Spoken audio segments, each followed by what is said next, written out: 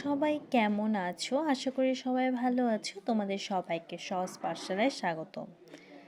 আজকে আমরা পর্ব 4 করব অনুশীলনী 5 নং এর 15 ও 16 নং অঙ্ক নিয়ে।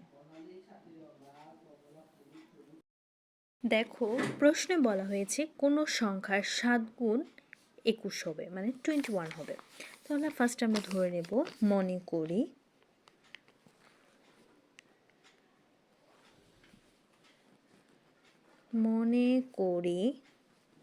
সংখ্যাটি x।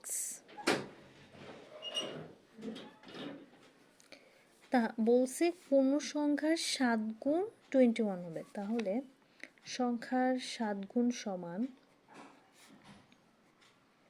সংখ্যার 7 গুণ সমান 7 গুণ x, মানে 7 ইন্টু x 7x। প্রশ্ন মতে 7x ইকুয়াল টু 21। গুণ আছে, তার মানে ভাগ হবে। কত দিয়ে ভাগ হবে? 7 দ্বারা ভাগ হবে। তাহলে উভয় পক্ষে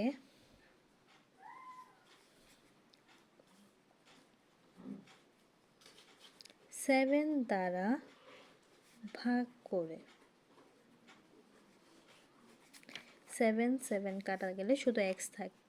21কে যদি আমরা 7 দিয়ে ভাগ করি 3 7 21, তাহলে x ইকুয়াল টু 3। সুতরাং নির্ণয় সমাধান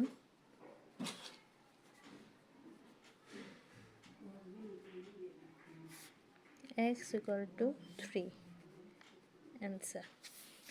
আচ্ছা, কোন সংখ্যার 4 গুণের সাথে 3 যোগ করলে যোগফল 23 হবে? মনে করি সংখ্যাটি x। সংখ্যার 4 গুণ বলেছে, তাহলে হবে সংখ্যার 4 গুণ সমান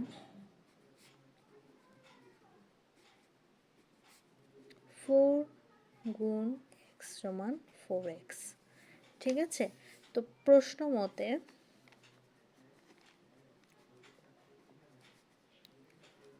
দেখো বলছে 4 গুণের সাথে 3 যোগ করলে যোগফল 23 হবে। তা 4 গুণ হচ্ছে 4x, 4x এর সাথে কত যোগ করব? 3 যোগ করলে কি হবে? 23। আমাদের x এর মান বের করতে হবে। বা 4x দেখো প্লাস 3 আছে, তার মানে হবে -3। উভয় পাশে আমরা -3 করব, মানে 3 বিয়োগ করব। প্লাসে মাইনাসে মাইনাস, 4x ইকুয়াল টু 23 থেকে 3 চলে গেলে 20। এখানে লিখে দাও। এখানে আমরা কি লিখবো বলো তো?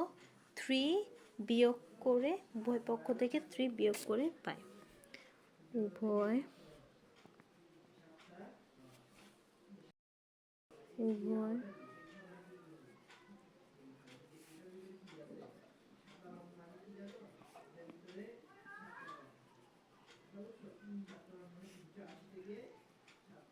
এটা লিখে দেব। দেখো এখানে হচ্ছে গুণ আছে, তার মানে হচ্ছে 4 উভয় পাশে ভাগ হবে।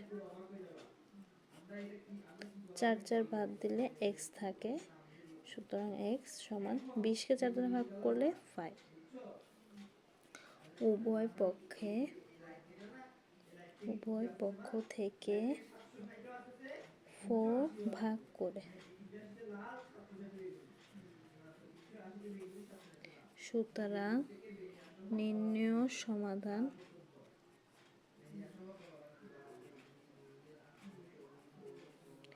x equal to 5। এটাই হচ্ছে আনসার। আশা করি তোমরা অঙ্কগুলো বুঝতে পেরেছো। যদি কোনো কিছু বুঝতে অসুবিধা হয় অবশ্যই আমাকে কমেন্ট করে জানাবে। এতক্ষণ আমাদের সাথে থাকার জন্য তোমাদের অসংখ্য ধন্যবাদ। আর আমার ভিডিওগুলো যদি তোমাদের ভালো লেগে থাকে অবশ্যই চ্যানেলটি সাবস্ক্রাইব করে পাশে থাকবে। ধন্যবাদ।